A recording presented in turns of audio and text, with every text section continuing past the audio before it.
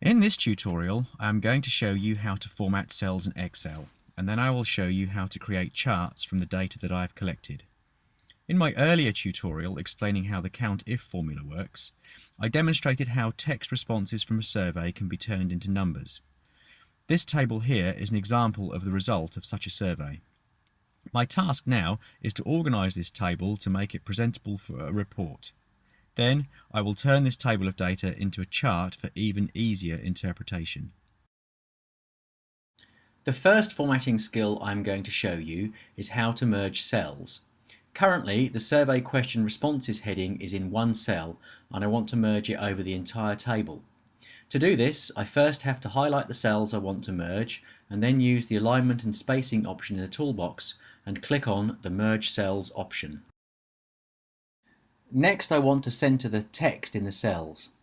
Highlighting the cells I want to center the text in and again using the options in the alignment and spacing menu, I can use the vertical and horizontal alignment options to ensure that my text is in the exact center of the cells.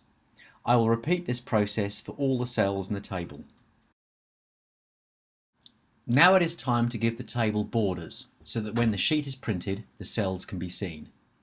Again, I need to highlight the cells that I wish to put borders around, and then, selecting the borders and shading option from the toolbox palette, I click on the border type drop-down arrow and select the border option I wish for my table. I will again repeat this process until the entire table has been given a border that will be seen when it is printed. Next, I want to give the table some colour to make it visually interesting when it's presented. It is possible to use the gallery option to format colours and layout of tables, but for this tutorial I will show you how you can colour your table manually. To apply any edits in Excel, it is necessary to highlight the cells in which the edit is to be applied. First, I will highlight the bottom row of the table and then, using the borders and shading option, select a fill colour that I wish to colour my selection with. Within this option there are many variants of the fill colour, texture and pattern that you can investigate, and I will leave you to explore these at your leisure.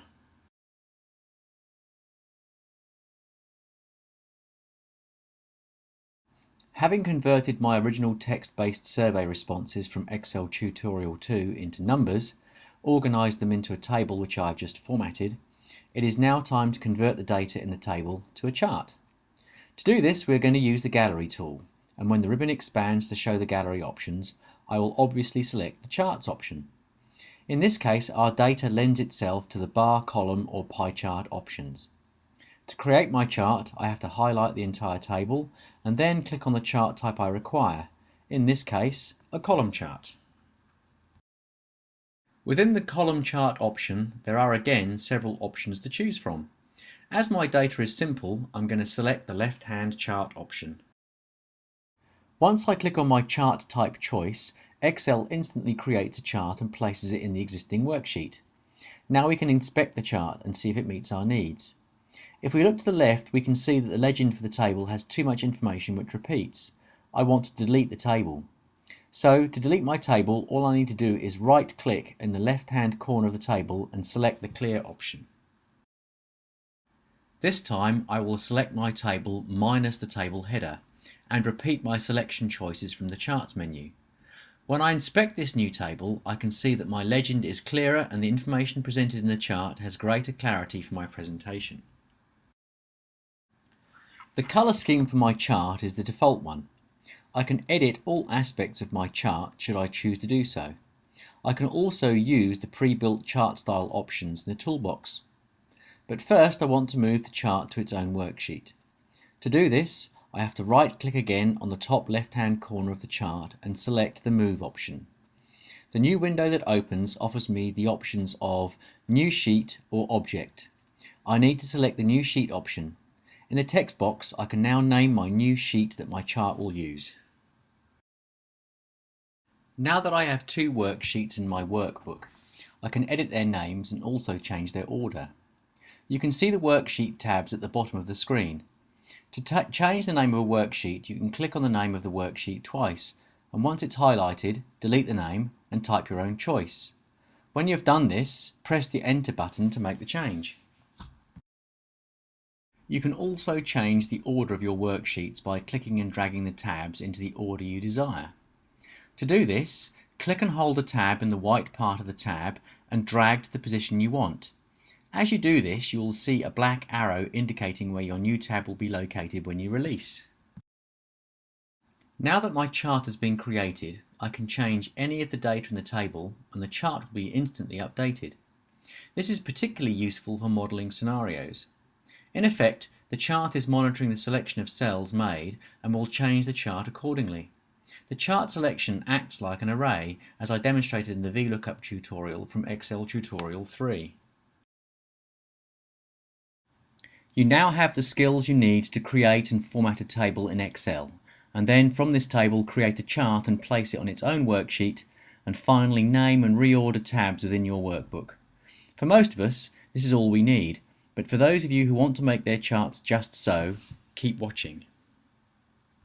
To format all aspects of your chart, start by right-clicking the top left-hand corner and select the Format Chart option.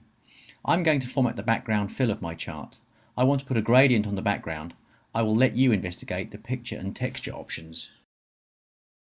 With a linear gradient, I need to select the two colours of my gradient by clicking on each of the colour markers and making my choice.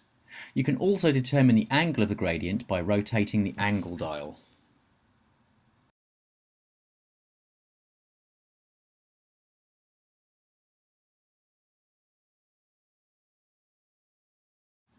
I'm going to continue to work through some of the options in some of the menu choices here.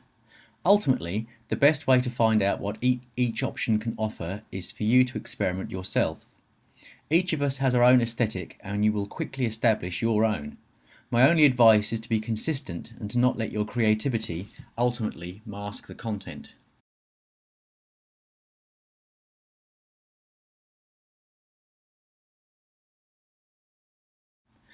I now want to show you how you can use the toolbox Chart Data option to swap the legends in your chart. Sometimes it is more appropriate to give a different view in a chart. Here we have the responses listed on the x-axis and the groups who responded in the legend, but perhaps this would work better for your audience if you swapped these.